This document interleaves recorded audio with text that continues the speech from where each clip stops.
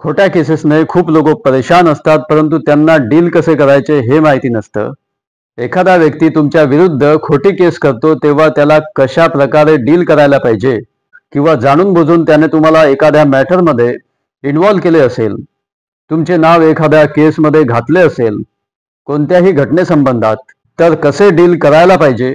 Matter जर simple असेल तर कसे डील करावे, जर गंभीर मॅटर असेल तर कसे डील करावे, अरेस्ट होण्याचे चान्सेस असेल तर कसे डील करावे, हे सर्व माहिती करून घेणार आहोत आजच्या या एपिसोडमध्ये. उद्देश आहे तुम्हा सर्वांना जागरूक करण्याचा.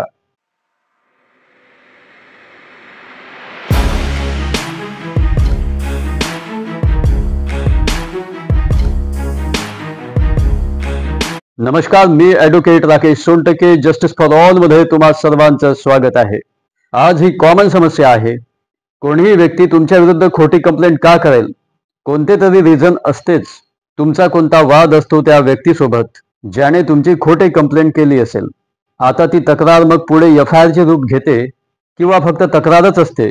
या दोन्ही कंडिशन मध्ये जर तुमचे मॅटर साधारण स्वरूपाचे असेल तर अशा सिच्युएशन मध्ये पोलीस तुम्हाला बोलवत असतात त्यांच्या स्टेशनमध्ये आणि ते तुम्हाला विचारत असतात की अमुक व्यक्तीने तुमच्या विरुद्ध अशी तक्रार दिलेली आहे, तर तुमचे याबद्दल काय म्हणणे आहे.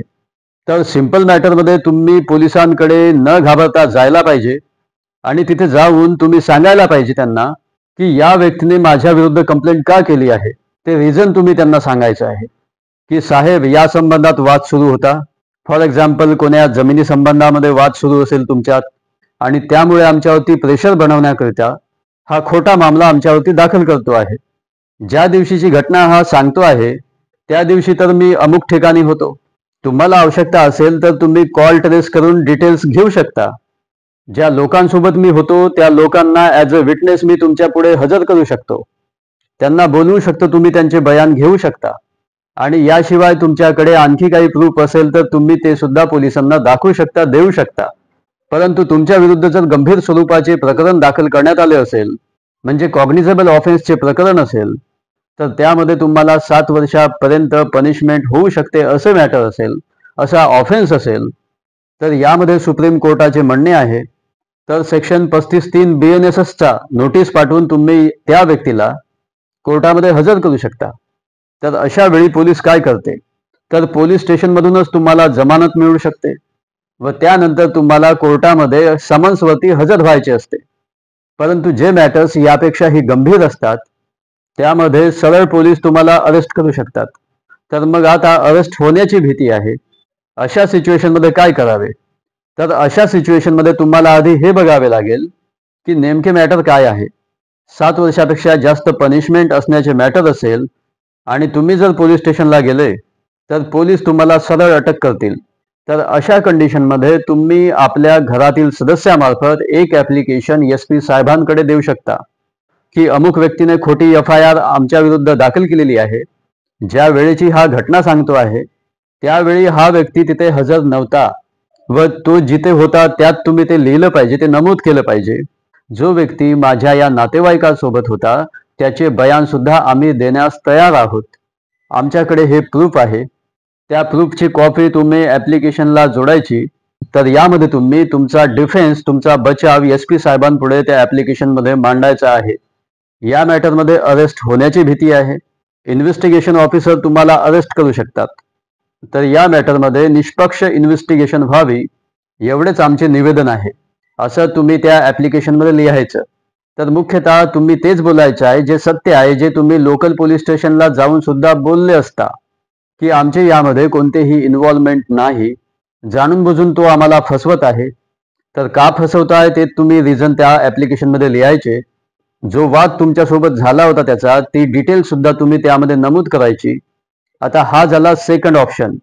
आता येथे तुम्हाला कन्फर्म झाले आहे की तुमच्या विरुद्ध FIR दाखल झालेली आहे आणि आता SP साहेबांना ॲप्लिकेशन देऊन सुद्धा तुम्हाला नाही वाटत की ते यामध्ये काही कारवाई करतील, त्याचा रिझल्ट काही येईल असे तुम्हाला अजिबात वाटत नाही.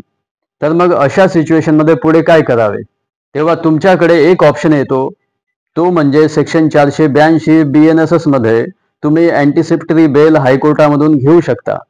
अरेस्ट होण्याआधी अरेस्ट पासून वाचण्यासाठी हा ऑप्शन तुमच्याकडे आहे.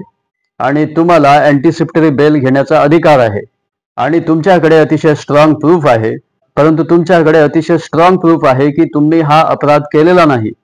तुम्ही इनोसंट आहात व तुमचे काहीही देणे घेणे नाही. तुमचे चुकीने नाव त्यामध्ये टाकण्यात आले आहे. वाद झाला ए आणि सी चा, परंतु बी चे नाव त्यामध्ये टाकले असेल.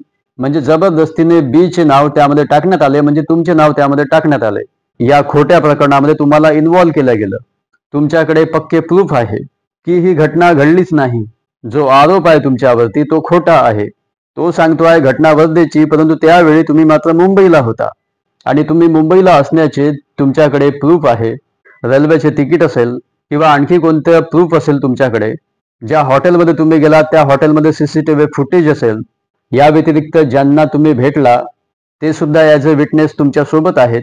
तर अशी ही चेन तुमच्या बाजूने आहे. तेव्हा यावेळी सेक्शन 528 BNSS नुसार हायकोर्टमध्ये तुम्ही हे मॅटर क्वॅश करिता टाकू शकता. तर जे डॉक्युमेंट मी सांगितलेले आहेत ते सर्व डॉक्युमेंट अतिशय आवश्यक आहे आणि ते तुम्ही त्यामध्ये जोडू शकता.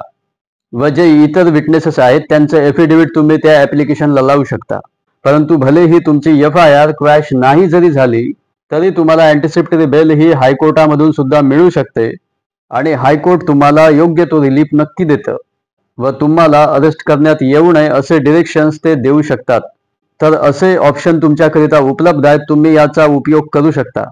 इनफॅक्ट तुम्ही जे ॲप्लिकेशन पोलीस स्टेशनला देता किंवा SP साहेबांकडे देता त्याची दखल घेण्याची ड्युटी त्यांची असते. असा नियम आहे. पोलीस कोणतीही तक्रार त्यांच्याकडे आल्यानंतर सरळ 151 ची कारवाई न करता त्यांनी तुमचे म्हणणे सुद्धा ऐकून घेतली पाहिजे. त्याची सुद्धा दखल त्यांनी घेतली पाहिजे. ही त्यांची ड्युटीच आहे. 151 ची कारवाई ते CRPC मध्ये करत होते. आता 170 BNSS मध्ये नवीन कायद्यानुसार ते कारवाई नंतर सुद्धा करू शकतात. म्हणजे तुमचे म्हणणे ऐकल्यानंतर सुद्धा ते 170 ची कारवाई नंतर करू शकतात. तुम्ही तुमच्यातर्फे पोलीस स्टेशनला SP ला ॲप्लिकेशन नक्की द्यायला पाहिजे. तुम्ही यामध्ये चुकता कामा नये व त्या ॲप्लिकेशनमध्ये तुम्ही सर्व फॅक्ट्स क्लिअर केले पाहिजे. तुम्हाला या ॲप्लिकेशनचा नंतर फायदा होत असतो व तुम्ही प्रत्येक ॲप्लिकेशनची रिसिव्ड स्वतः जवळ ठेवली पाहिजे.